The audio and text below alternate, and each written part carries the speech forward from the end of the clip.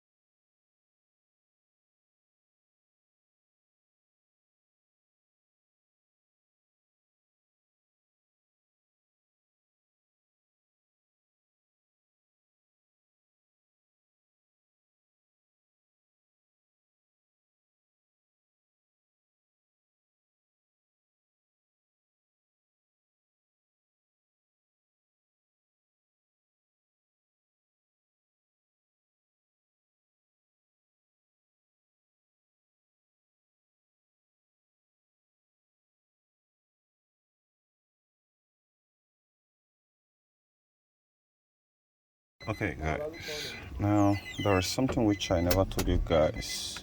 The first form is you need to pull this guy here. There's a broken.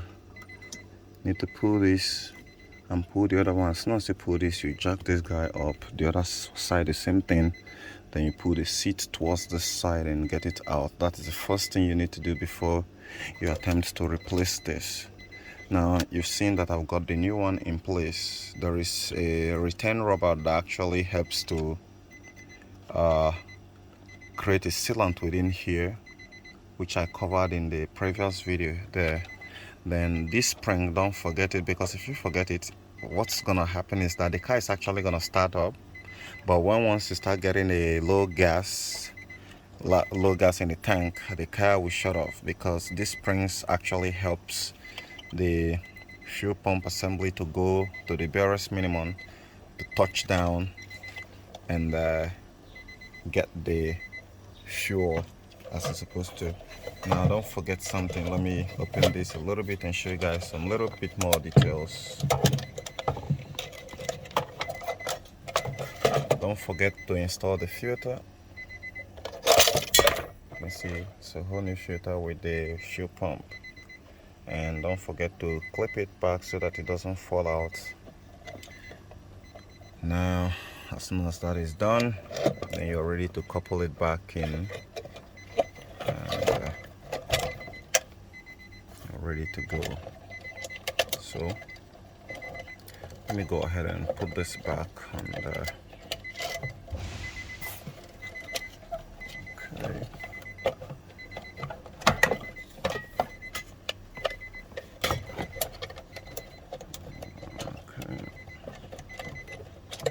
I didn't come with my car today, else my camera stand, as soon as it makes a click down here, then you know it's well done. So provided you insert the second spring.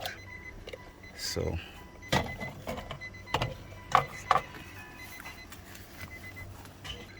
okay guys, now the next thing you want to do here is the immersion.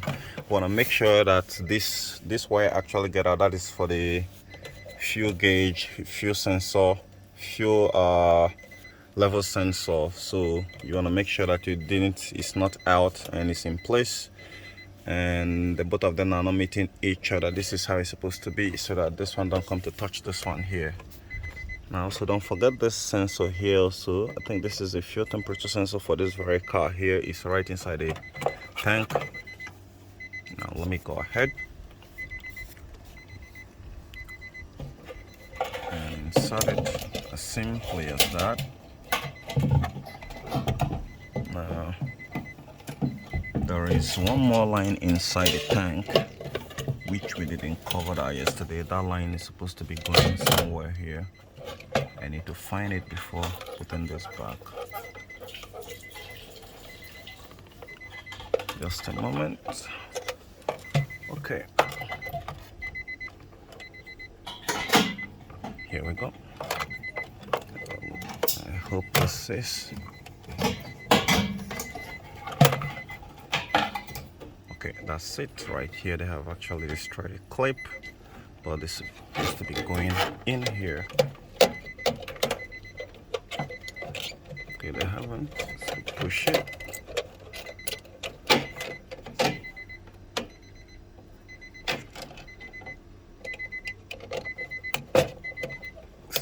Makes a clip. Down. Okay, and then you can gently lower that back.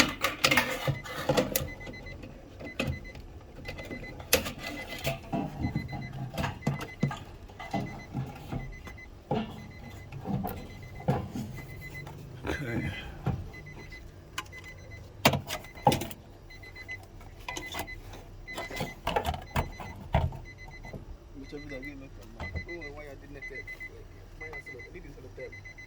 On which side? Which end there? A man thinks a tape in a for a metal hana or upward.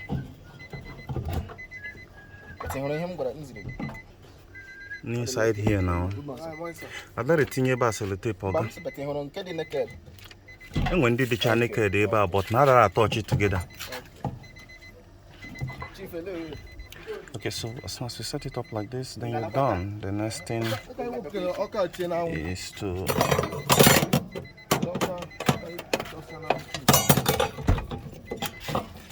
set this.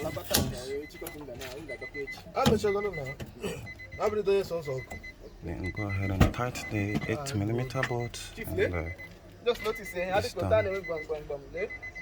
it's done. It's not to tighten it. I think it's only 3 bolts with those guys left here, so that's what we're gonna tight one here, and we're done. And you wanna tighten this strong and make sure you don't forget this rubber.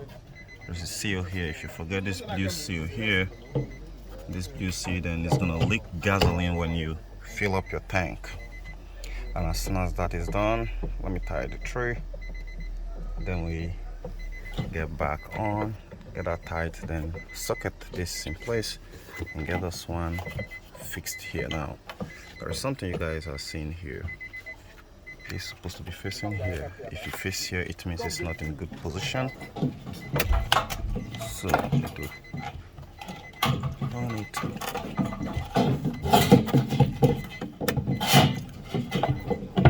So this is the right orientation. But before putting this, you need to put this one over here, and that's it. Okay, one last tip. There is a rubber here that's supposed to be clipping to this. You want to make sure that you find it, and there is a rubber inside here also. If it goes out, the gasoline is going to be leaking out from here, so make sure the rubber here, the seal here is there, and this is also there, because most of you might make mistake and get it out. So and here we go. As soon as it clips on, then it's done.